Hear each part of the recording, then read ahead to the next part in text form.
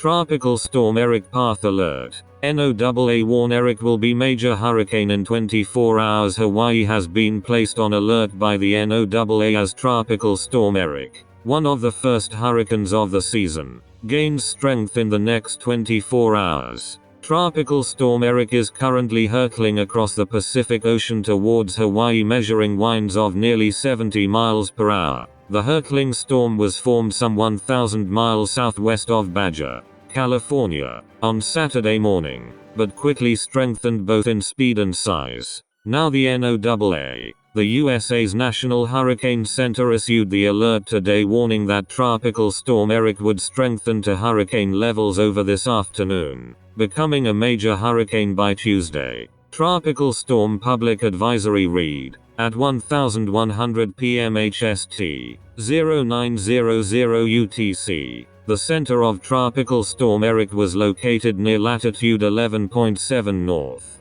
longitude 134.5 west. Erick is moving toward the west near 16 miles per hour, 26 km/h, and this motion is expected to continue through Monday. A turn to the west-northwest and a slower forward speed is expected to start on Tuesday and continue through Wednesday. Maximum sustained winds have increased to near 70 miles per hour, 110 km/h, with higher gusts. Tropical storm force winds extend outward up to 70 miles, 110 km, from the center. The estimated minimum central pressure is 995 millibars, 29.39 inches. Should this alert come to fruition, Erick would become the third hurricane of the 2019 East Pacific hurricane season, after Alvin and Barbara.